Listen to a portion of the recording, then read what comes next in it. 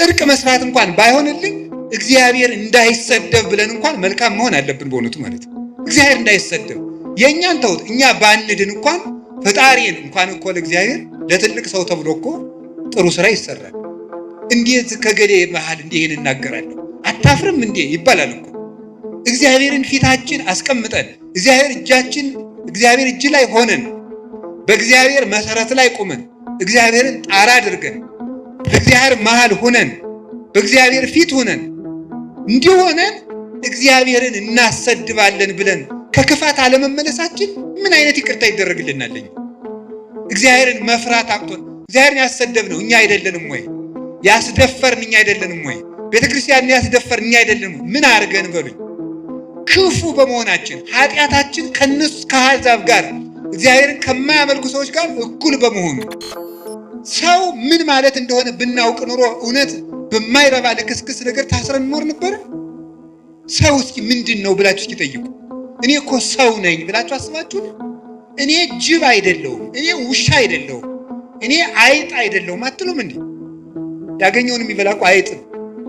ዝም ብሎ ሳይመርጥ የሚበላ ጊዜም ሰዓትም የማይመርጥ እኛ ውሻ አይደለም፣ እኛ እባቦች አይደለም፣ እኛ ነምር አይደለም፣ እኛ ጭልፊት አይደለም አትሉም?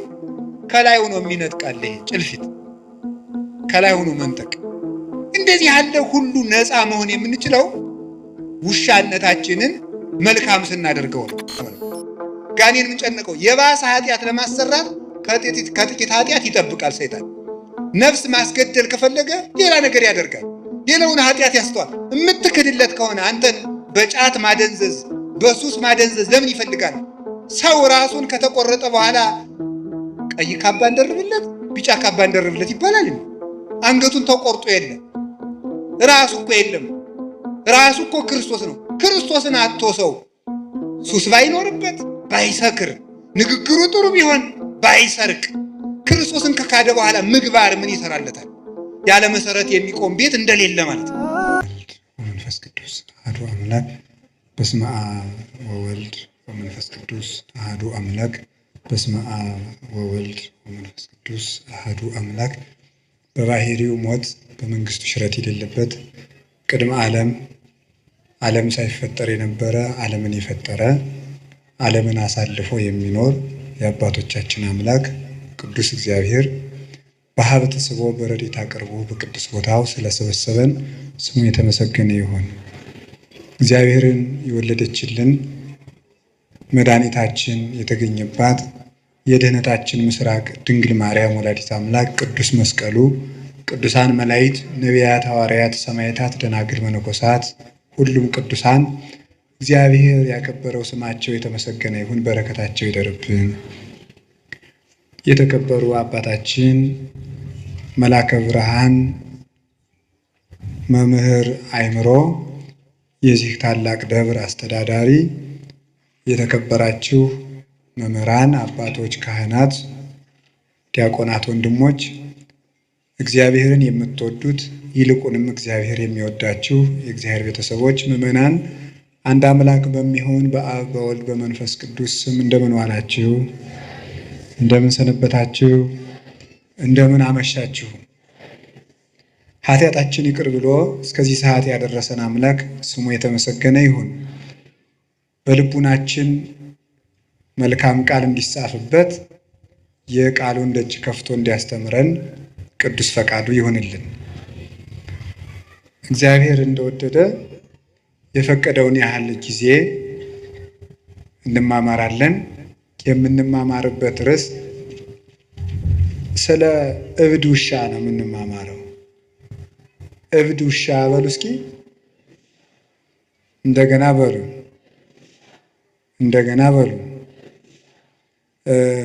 ስለ እብድ ውሻ እንማማራለን።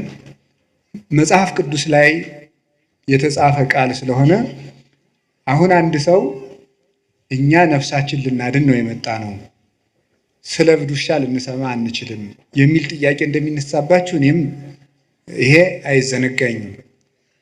ግን ትርፍ የሌለው ቃል በመጽሐፍ ቅዱስ አልተጻፈም፣ መምህርም ትርፍ የሌለው ቃል አይናገርም እና እግዚአብሔር በዚህም ቃል እንድንማር ቅዱስ ፈቃዱ ይሁንልን። ሐሳቡን እብድ ውሻ ብሎ አታገኙትም። ሐሳቡን ግን የምታገኙት ትንቢተ ኢሳይያስ ምዕራፍ 56 ቁጥር 11 ላይ ታገኙታላችሁ። እሙንቱ ከመ አክልብት እለ ኢይጸግቡ፣ እነሱ እንደማይጠግብ ውሻ ናቸው። እንደ አማርኛው መጽሐፍ ቅዱስ ደግሞ እንደ ዲዳ ውሻ ናቸው፣ ዲዳ ውሻ ናቸው ብሎ ይናገራል። የማይጠግብ ውሻ፣ ዲዳ ውሻ ተብሎ ተነግሯል። እንደዚህ ተብሎ የተነገረላቸው እነማን ናቸው? እኛስ ከዚህ ለመዳን ምን ማድረግ አለብን የሚለውን ነው የምንማማረው። እንግዲህ ስለ ውሻ ተፈጥሮ በቅዱስ መጽሐፍ የተጻፈውን ጥቂት ነገር እነግራችኋለሁ።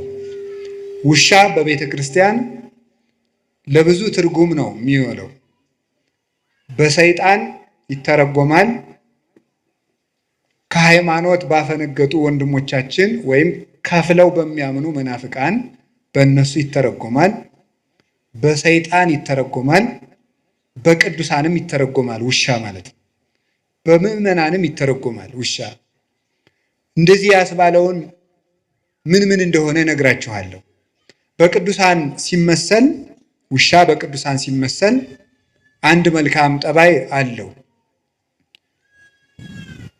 ልሳነ ከለባቲከ ላዕለ ጸላይቱ፣ የውሾችህ አንደበት በጠላቶችህ ላይ ነው ይላል ቅዱስ ዳዊት። የውሾችህ አንደበት በጠላቶችህ ላይ ነው ይላል። ውሾችህ የሚለው እግዚአብሔርን ነው። እግዚአብሔር ውሻ አለው እንዲህ ብሎ ሰው ያስባል። በእርግጥ የፈጠራቸው ውሾች ሁሉ የእግዚአብሔር ናቸው። እግዚአብሔር ከፍጥረት ወገን አክብሮ ያልፈጠረው የለም። ሁሉም ለተፈጠረበት ዓላማ መልካም ነው። አንዱ ግን ያንዱን ጠባይ ሲወስደው ግን መልካም አይደለም። ውሻ በራሱ ተፈጥሮና በራሱ ዓለም መልካም ፍጡር ነው። ሰው ግን የውሻን ጠባይ ሲወስደው ደግሞ ልክ አይደለም። ለምሳሌነት የሚሆነውን መልካሙን ግን እንወስደዋለን። የውሻ መልካም ጠባዩ ጌታውን ያውቃል፣ የጌታውን ቤተሰቦች ያውቃል፣ ንቁ ሆኖ ቤት ይጠብቃል፣ በመዓዛ የመለየት ጸጋ አለው። ውሻ ጠላትም አያስገባም። አዲስ አበባ ያሉት ውሾች ግን ለዚህ ምሳሌ አይመቹም። ጅላጅል ናቸው። ምንም ወዳጅም ጠላትም አይለዩም። የአዲስ አበባ ውሻ ዝም ብሎ ለጅልነት የተሰበሰበ ነው። እና እነዚህ ውሾች እነማን ናቸው ሲባል ቅዱሳን አባቶቻችን ነው። ውሾች የተባሉ በቅዱስ ዳዊት አነጋገር ሙሴና አሮን ናቸው። ውሻ የጌታውን ቤት ታምኖ እንደሚጠብቅ እነሱም የጌታቸው የእግዚአብሔርን ቤት ሳይመቻቸው የጠበቁ ናቸው። ውሻ ሰው ባረፈበት ሰዓት፣ በማይመች ሰዓት በሌሊት ጦር ይወረወርበታል፣ ድንጋይ ይወረወርበታል፣ ሌላም ነገር ይደረግበታል። በዚያ ሰዓት ግን ለሰዎች ቤዛ ሆኖ መከራ እየተቀበለ ሲጮህ ቤት ሲጠብቅ ለሰዎች እረፍት ሰጥቶ ያድራል። ልክ እንደዚህ ሙሴ አሮን በማይመች አገር፣ በማይመች ቦታ፣ በማይመች ንጉሥ መሃል የማያምን ንጉሥ ብቻ አይደለም፣ የሚያምኑት ሲወለዱ ወንዝ የሚወረውር ጨካኝ ንጉሥ ባለበት ጊዜ የእግዚአብሔርን ብርሃን በስጋቸውም በነፍሳቸውም ይዘው ለጨለመበት ሕዝብ ያበሩ የነበሩ ለጌታቸው የታመኑ ናቸው። በማያምንና የንጉሥ ከባድነቱ አለማመኑ ብቻ አይደለም፣ እንዳያምኑ እንቅፋት ሲሆን ደግሞ ሌላ ችግር ነው። እንዳያምኑ እንቅፋት ከመሆን በላይ ደግሞ የሚያምኑትን የሚገድል ከሆነ ደግሞ ሌላ ችግር ይሆናል ማለት ነው። በዚህ መካከል ሃይማኖትን መጠበቅ ታማኝ ውሻ ያሰኛል። ውሻ መጀመሪያ ሲጮህ ለራሱ እየፈራ ነው የሚጮኸው። ታውቃላችሁ ይሄንን? ውሻ እኮ ቤት ለመጠበቅ ብሎ ጮህ አያውቅም። ውሻ የሚጮኸው ፈርቶ ነው የሚጮኸው። ለራሱ መጮህ ይጀምርና ለራሱ የጮኸው ለቤት ይሆናል። ቅዱሳን መጀመሪያ ተጋድሎ ሲጀምሩ ለራሳቸው ነው የሚጋደሉት። ወዮልኝ ለኔ ነፍሴ በእግዚአብሔር ፊት ስትቆሚ ምን ትመልሻለሽ? ቅድመ መኮንነ ጽድቅ እያፍሮ ለባይል በይንተ ብኢሉ ባለጸጋውን ስለ ባለጸጋነቱ የማያፍር ድሃውን ድሃ ነህ ብሎ አይፈርድለትም፣ መልካም ከሰራ ብቻ ይፈርድለታልና። በዚያ ዳኛ ፊት በቆምሽ ጊዜ ምን ትመልሽለታለሽ እያሉ መጀመሪያ ለራሳቸው ይጋደላሉ። ለራሳቸው የሚጋደሉት ተጋድሎ እግዚአብሔር በእነሱ ላይ ካሳፈረው ብርሃን የተነሳ ለዓለም ሁሉ የሚተርፍ ይሆናል። እንዲህ ብሎ መድኃኒታችን እንደተናገረ ከማውቄ ይብራ ብርሃንክሙ በቅድመ ሰብእ፣ እንዲሁ ብርሃናችሁ በሰው ፊት ይብራ። ወያቱ ማይቶተ ከመ አንብርዋ ታሕተ ከፈር፣ ብርሃንን ወይም መቅረዝን ከታች እንቅብ ሊደፉባት አያበሯትም። አላ ያነብርዋ ዲበ ተቋማ ወታበር ለኩሉ፣ መቅረዝን መብራትን ከመቅረዟ ላይ አስቀምጠው ለሁሉ እንድታበራ ያደርጓታል እንጂ። እንዲሁ ክርስቲያኖችን ቅዱሳንን እግዚአብሔር በራሳቸው ክብር ብቻ ሰውሮ አያስቀራቸውም። እንዲገለጡ ብርሃናቸው ለሰው እንዲተርፍ ያደርጋቸዋል። ለነሱ ከበራላቸው በኋላ በእግዚአብሔር ብርሃን ከታተሙና በዚህ ከተቀደሱ በኋላ ለሌላው ይተርፋሉ እና ተራቡም ተጠሙም፣ ተናቁም ተከበሩም፣ ተደመጡም አልተደመጡም የጌታቸውን ቤት የሚያገለግሉ ቅዱሳን ታማኝ ውሾች ይባላሉ። በማይሰማ ሕዝብ መሃል አሁን እኮ ተመልከቱ፣ ንጉሱ ከሃዲ ሕዝቡም ከሃዲ ሲሆን ችግር ነው።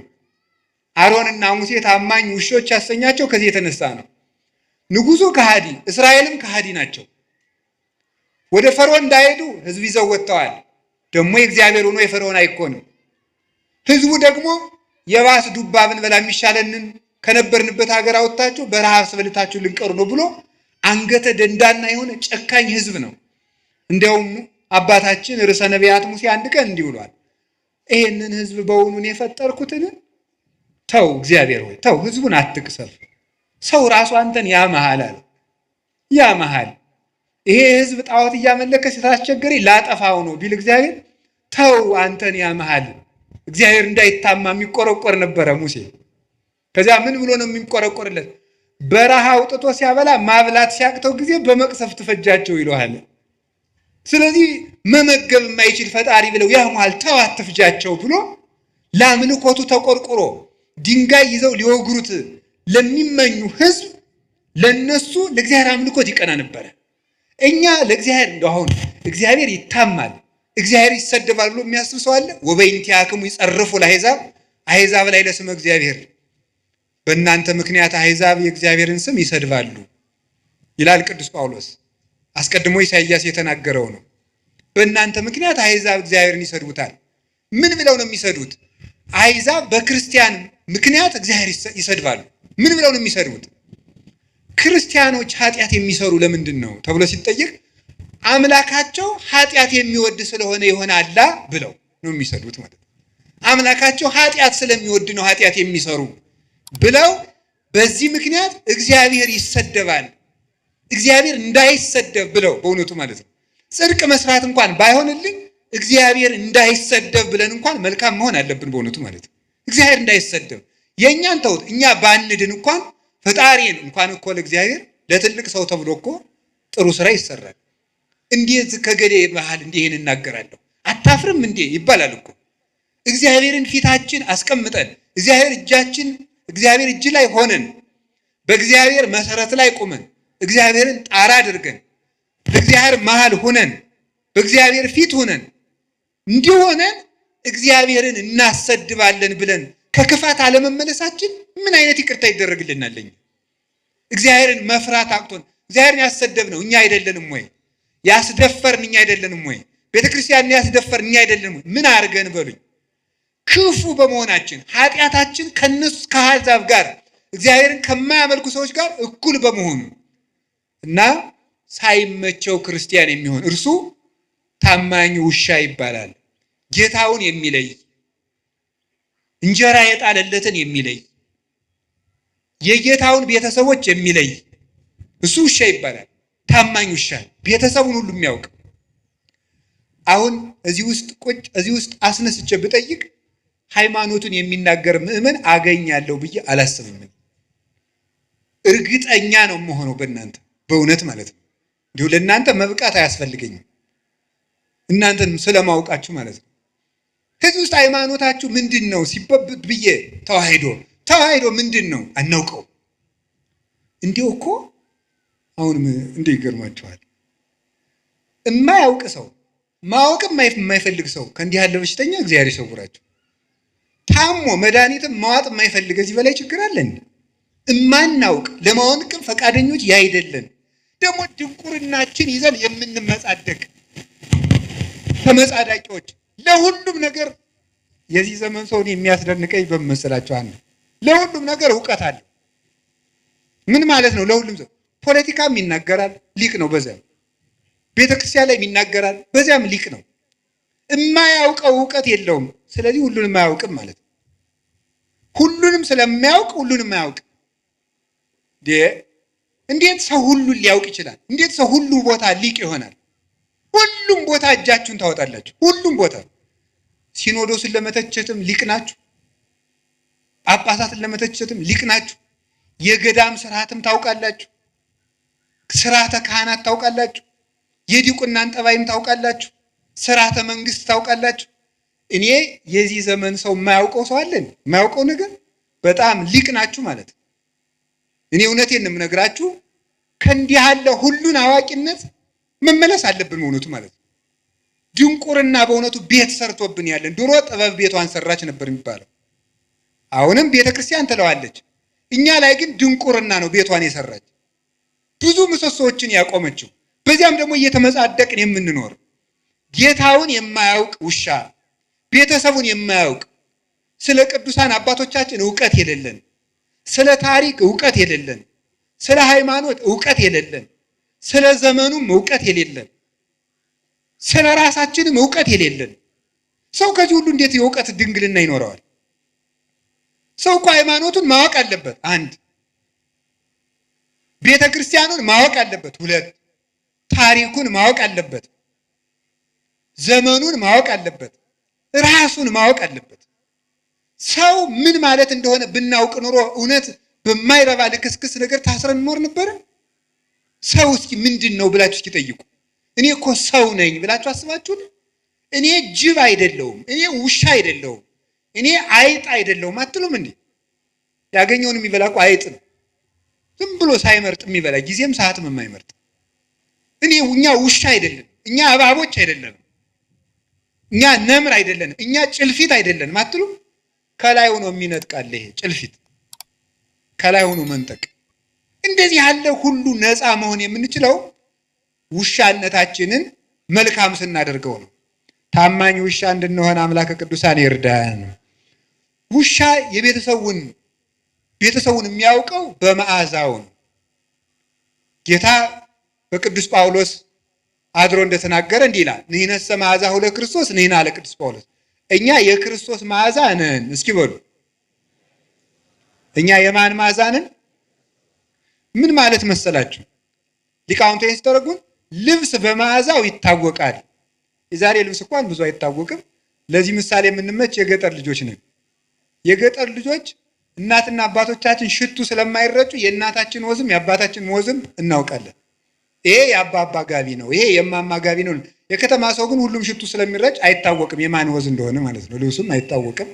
ይሄን እንኳን ችግር የለውም፣ ኃጢአታችሁ አይደለም። ይሄ ዘመን አሰልጥኖላችሁ ነው ማለት ነው። እኛ ግን የአባታችን ወዝ ምን እንደሆነ እናውቀዋለን። ሲቆፍር ያፈሰሰው ወዙ የማማን ወዝ እናውቀዋለን።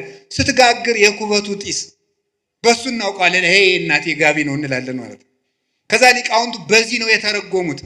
ይሄ ይትባህል ካልገባን መጽሐፉም አይገባን። ምንድነው መዓዛ? የክርስቶስ መዓዛ ነን። ልብስ በመዓዛው እንዲታወቅ እኛም የክርስቶስ መታወቂያ ነን ማለት ነው ይላሉ። እኛ የክርስቶስ መታወቂያ ነን። ሰዎች ክርስቶስን የሚያውቁት እኛን አይተው ነው ማለት ነው። እኛን አይተው ክርስቶስን ያውቁታል። በሞቴ የማን መታወቂያ ናችሁ እናንተ? ኧረ በሞቴ ተው፣ አርፋችሁ ቁጭ በሉ። ደፋሮች ናችሁ እናንተ። የክርስቶስ ትላላችሁ። አሁን እናንተ የክርስቶስ መታወቂያ ናችሁ። በዘፈናችሁ ነው የክርስቶስ መታወቂያ የምትሆኑት፣ በግርግራችሁ። በተሳዳቢነታችሁ ነው የክርስቶስ የምትሆነው። በእንቅልፋምነታችሁ በሆዳምነታችሁ ነው። ዛሬ ሰውዬ ሊሳደብ ነው የመጣ እኔ ብትሉ ምን ጨነቀኝ፣ ነፍሳችሁ ትዳን እንጂ። ስለዚህ የማን መታወቂያ ነኝ? ሰው እኔን አይቶ ማንን የሚያየው? እኔን አይቶ ጋኔንን ነው የሚያይ ክርስቶስን። በውሸታችን የማን መታወቂያ ነው? ያጋንንት። ውሸት የጋኔን ነው። በነገረ ሰሪነታችን የማን መታወቂያ ነው? ያጋንንት። መለያየትን የሚሰራ ጋኔን ነው። በነፍሰ ገዳይነታችን የማን መታወቂያ ነው? የጋኔን። እስመም ትካት ቀታሌ ነፍሰ ሰብ ውእቱ። ሐሰትን አመንጭቱ። ዛሬ እኮ ሰት ምንድነው? የከተማ ሰው ኃጢአትን ሲያቻችል ምንድነው የሚለው? ኖርማል ነው የሚለው አይደለም። ኃጢአትን በደንብ ሊሰራ ሲፈልግ ኖርማል ነው የሚለው ማለት ነው። አረ ኖርማል አይደለም።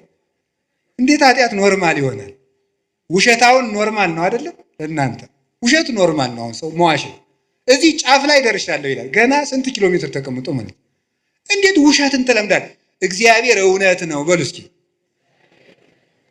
በሉ ጨምሩ ጨምሩ።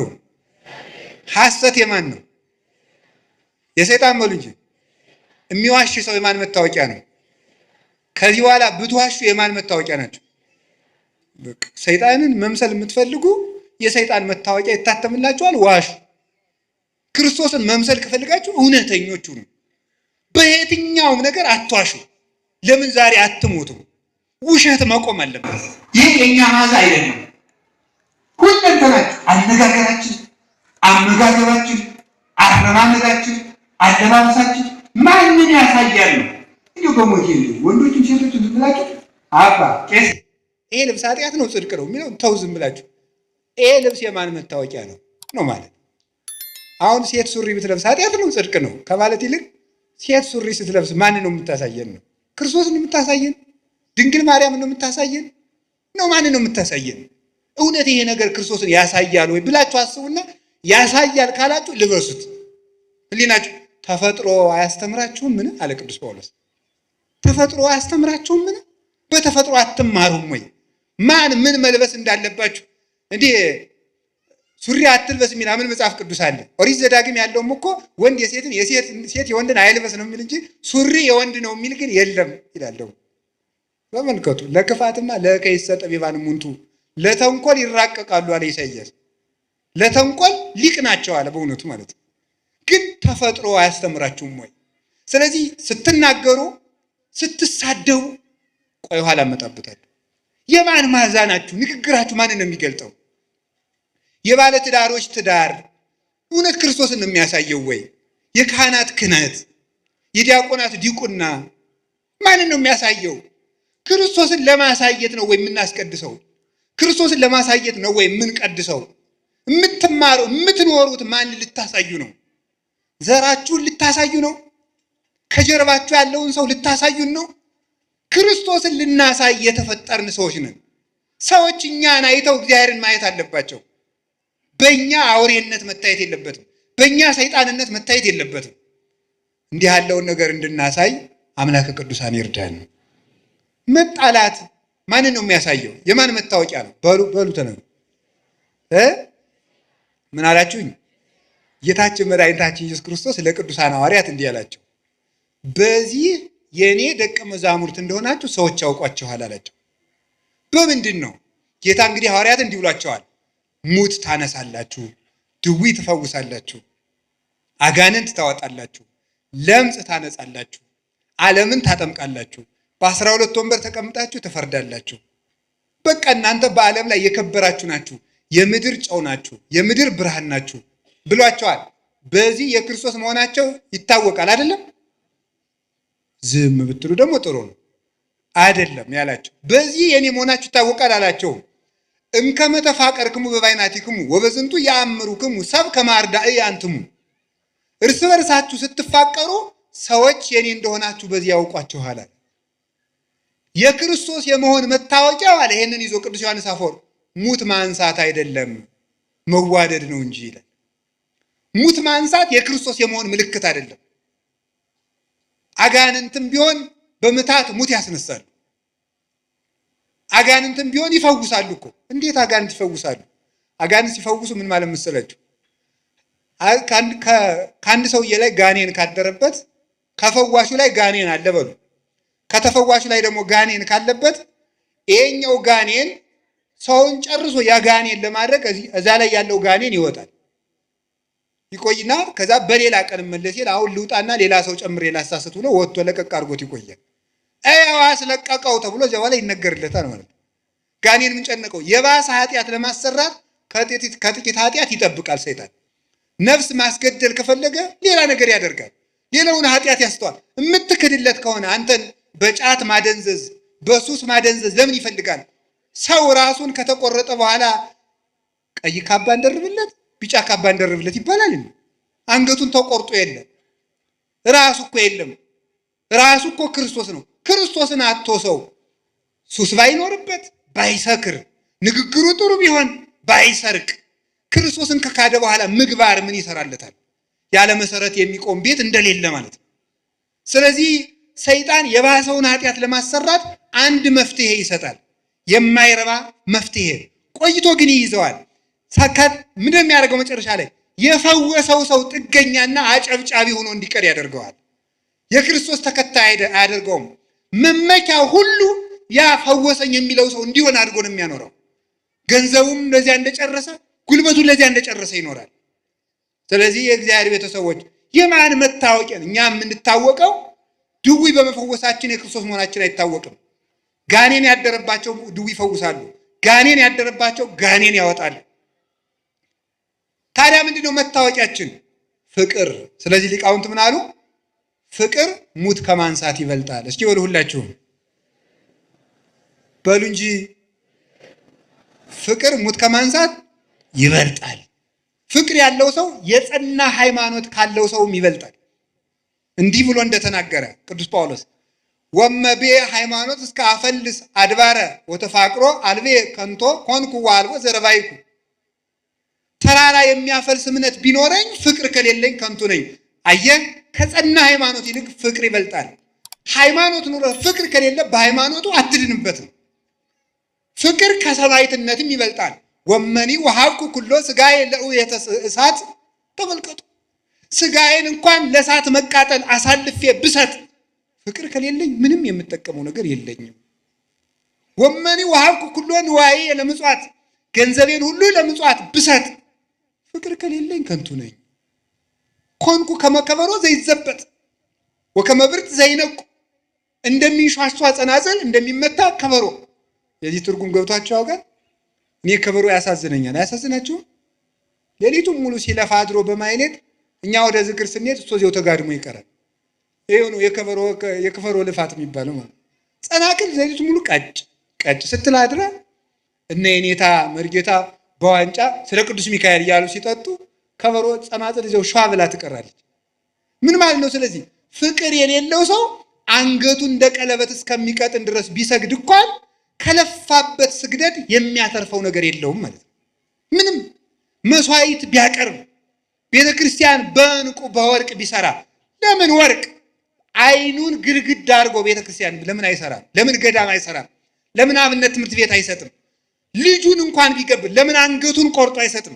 ፍቅር የሌለው ሰው ሰማዕት ቢሆን እንኳን አይጸድቅም። ሰማዕት ሆኖ ቢሞት እንኳን ማለት ያልታረቀ ሰው የገጠር ሰው እንዲህ ይላል፣ ሰው የገደለው ሰው ይጸድቃል ይላል። አይጸድቅም። ሰው የገደለው ሰው ይጸድቃል። ሰው ስለገደለ የምትጸድቅ እንዳይመስል። ሰው የገደለው ሰው እንደሚጸድቅ ሰውየው አንተን ስለገደለ ይኮነናል እንጂ ሰውየው አንተን ስለገደለ አንተ አትጸድቅም። ሁሉም ስራውን ተሸክሞ ይቆማል። ሁሉ ጾሮ ይጸውር። ስለዚህ እኛ የክርስቶስ መዓዛ ነን። ውሻ የጌታውንና የቤተሰቡን መዓዛ ለይቶ ያውቃል። እኛም ትክክለኛ የእግዚአብሔር አገልጋዮች የቤቱ ጠባቆች ከሆን መጀመሪያ መዓዛችን እንለይ። ኦርቶዶክሳዊ መዓዛ ይኑረን። ከደመቀበት የምንዘፍን መሆን የለብንም። እንደ ጎርፍ የምንነዳ መሆን የለብንም። የራሳችን ባይታዊ፣ የራሳችን ሰባኪ፣ የራሳችን መነኩሴ ሊኖረን አይገባም። የቤተ ክርስቲያን ሰባኪ፣ የቤተ ክርስቲያን ባይታዊ፣ የቤተ ክርስቲያን መነኩሴ፣ የቤተ ክርስቲያን እረኛ ነው እንጂ የግል ደጋፊ የምንሆነው ሰው ሊኖረን አይገባም። ግለሰብ የምንከተል መሆን የለብንም። መዓዛችሁን ለዩ። እውነቴን እኮ ነው። እኔ አሁን አላችሁ የላችሁ? አሁን እኔ በጣም በጣም በጣም በጣም አዝናለሁ። እንግዲህ የሚከፋችሁ ሰዎች ስለመኖራችሁ ማዝናለሁ። ለምሳሌ እንዲህ ይባላል፣ መምህራችን ባይታዊ ገሌ በዚህ ቀን እዚህ ቤተክርስቲያን ፈውስ ይሰጣሉ ይባላል። ይሄ የማን ማዛ ነው? ይሄ የክርስቶስ ነው? ይሄ የተክለ ሃይማኖት ነው? ይሄ አቡነ ገብረ መንፈስ ቅዱስ ነው? አይደለም፣ የአጋንንት ማዛ ነው። ይሄ ማንኛው ጻድቅ ነው እንደዚህ ያደረገ? የበረሃው ኮከብ አባታችን ቡሩክ ገብረ መንፈስ ቅዱስ ድዊ ሲፈውሱ ቆይተው ሰው ሲያውቅባቸው ወጥተው ወደ ሌላኛው ጫካ ነው የሄዱት። አንድ ሰውዬ ገብረ መንፈስ ቅዱስ እዚህ ያሉ ሲባል ሰምቶ መጣ። የታመመ ሰው ይዞ መጣ። ለጥቂት አሁን ይሄዱ አለው። ከዚህ በኋላ እኔ ምን ላድርግ እሳቸው ያድኑኛል ብዬ ነው የመጣው። ምን አደርጋለሁ ሂደዋልና ትዝ ሲለው ትዝ አለኝ፣ እዚህ አካባቢ እሳቸው ተቀምጦ ነበር፣ እዚህ ላይ አስተኛው ይድንልሃል። ሲያስተኛው ዳነለት ማለት። አባታችን አቡነ ተክለ ሃይማኖት ከነ አባ በጸሎተ ሚካኤል ጋር ሳሉ ድውይ እሳት የፈጀው ሰው አረጀን እሳት በላይ ሲል ለተክለ ሃይማኖት አሳየው ሲሉት ይድናል። ዝም ብሎ ወጥ ሲቆሰቁስ ይበላው ሁሉ ሚያም እንዲህ አለ። ኧረ ሾህ ጋብ አይኔ ፍንጥር እንጨት ገባ ለተክለ ሃይማኖት አሳየው እረዱ ነው ሲሉት ይድናል። ኋላ መጨረሻ ላይ ሰው መልአክ ነው ወይስ ምንድነው? መልአክ ነው ወይስ ሰው ነው ሲሏቸው ምን እንዳሉ ታውቃላችሁ? አባቴ ኃጢአቴ ታውቆብኛልና ልሂድ ያሰናብቱኛል አበምኔቱ። ቆይ ተክለ ሃይማኖት ጽድቃቸውን የታወቀ ኃጢአታቸው ነው። ጽድቃቸው ሲታወቅ ምን የታወቀ ነው ያሉት? እኛ ደግሞ በዚህ ዘመን እያቀድን መብቃት ጀምረናል። በቀመር መብቃት ማለት ነው። ወይ ታምርኩ እንደው ክርስትና ቀልድ ሆነ እኮ በእውነቱ ማለት ነው። እያቀድን መብቃት በቃ እያቀድን መፈወስ ጌታም እንኳን አላደረገው። ኋላ ብለንስ ደግሞ ኧረ ተው እንዲህ አታድርጉ ተው ሲባል ደግሞ ሰሞኑን አንድ ባይታው እየተናገሩትን ልንገራቸው። መቼስ እንግዲህ ደግሞ እናንተ የምትሉትን ማውቀዋለሁ በሉኝ። ቀንተህ በሉ ችግር የለም በሉ ችግር የለም በሉ መቀበል። ከዚያ ምን አለ ምንድነው መስል እንዲህ ተሳስተዋል እርስዎ እሳቸው አጋንንትን ባጋንንትን የሚያወጡ ሐሰተኛ ባይታዊ ናቸው ካሏችሁ አሉ። እሺ በስራዬ መኑ በሏቸዋል። በማን መኑ? ወይ መድኃኒዓለም በስራዬ መኑ ማለት የሚችል እኮ እግዚአብሔር ብቻ ነው። ክርስቶስ ብቻ እኮ ነው። ፍጡር እኮ ስራ አለኝ አይልም። እኔ ለተክለ ሃይማኖት በላይ አብነት የለኝም። እሳቸው ምን እንዳሉ እንገራቸው። 99 ዓመት መከራቸውን አይተው ከመላእክት ጋር አጥነው መጥተው ምን እንዳሉ እንገራቸው። እኔ ዓለሙን አብርቼ ለራሴ ጨልሜ የቀረው ዓለምን አጣፍቼ ለራሴ አልጫውንኩ ስራ የሌለኝ ጎደሎ ነኝ። በፈጣሪ ፊት በቆምኩ ጊዜ ምን እመልስለታለሁ ነበር ያሉ። የዛሬዎቹ ደግሞ ስራዬን እመኑልኝ ይሉናል። እነዚህ ታናናሽ ክርስቶሶች ናቸው። የሐሰተኛ መሲህ መንገድ ጠራጊዎች አይደሉም። የማን ማዛን የሚሉት ማጨብጨብ እልል ማለት። እኔ በመምህር አምላክ ይዣቸዋለሁ። ከዚህ ጉባኤ መጨረሻ ላይ እንዳታጨበጭቡ ጉባኤው እስከሚያበቃ ድረስ ማለት ነው። ማጨብጨብ ማጨብጨብ መደለቅ፣ ሲመርቋችሁ ማጨብጨብ፣ ሲረግሟችሁ ማጨብጨብ። እንዲሁ ችግር እኮ ናችሁ እናንተ እኮ ማምላክ እንጂ ማስተዋል አለብን። ከውሻ ማነስ አለበት ሰው እንዴ? ውሻ የጌታውን መዓዛ ያይ ይሄ የማን መዓዛ ነው አትሉ? እስቲ በሞቼ ይሄ የማን መዓዛ ነው በሉ በሉ እንጂ። አዎ የማን መዓዛ ነው? የተክለ ሃይማኖት ነው? የእንጦንስ ነው? የመቃርስ ነው? የዮሐንስ አፈወርቅ ነው? የቄርሎስ ነው? በሉ እስኪ ይኸው ቀንታችሁ። ይህ ቅናት ብቀና እንደው በቅዱስ ቄርሎስ አልቀናም እንዴ? ሞኝ ስንት የሚያስቀና ነገር ሞልቶ ጋር የነዚህ በወደል መቁጠሪያ በጨፈጨፈ ቀናለሁ እንዴ? እኔ የምቀናው በቅዱስ አትናቴዎስ ነው። አሁንም እርግጠኛው ደግሞም ልንገራችሁ፣ ሰው ሁሉ መንግስተ ሰማያት እንዲገባ ተፈቅዷል እንጂ ሰው ሁሉ ጤና እንዲኖረው ያላችሁ መጽሐፍ ቅዱስ ማለት ሰው ሁሉ ይፈወሳል እንዴ? እንዲያ ከሆነ እግዚአብሔር ተመልከቱ፣ ጋኔን ትዳር እምቢ ብሎኝ አባቴ ገርግር አለብሽ ትዳር እምቢ ብሎኝ አይነ ጥላ አለብሽ በጊዜ ብታገቡ ይሻላችኋል ገርግር እያላችሁ የምትጃጃሉ። እኔ እውነቴን ነው። ቀድሞም ቢብዛችሁ ውስጥ ሚስትሉ ኑራችሁ እድሜያችሁ አለፍ ሲል ገርግር ይህ ነውር ነው በእውነቱ። ጋኔን የለባችሁም። ራሳችሁ ጋኔን እንዳትሆኑ ልቅ እኔ አጋንንት አለብኝ አትበሉ። አዛኝን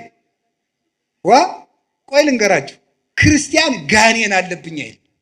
አነ ዘክርስቶስ እኔ የክርስቶስ ነኝ በሉ እስቲ በሉ ሁላችሁም። ክርስቶስ ባለበት ሰይጣን አለ? ጋኔን አለብኝ ብላችሁ እንዴት ራሳችሁን እጅ ትሰጣላችሁ? ለሰይጣን ራሳችሁን ትሸጣላችሁ እንዴ? ስለዚህ እግዚአብሔር ቤተሰቦች ልብ ሊኖረን ይገባል። ያስተማረን እግዚአብሔር የተመሰገነ ይሁን። ሌላ ቀን እንጨርሰው።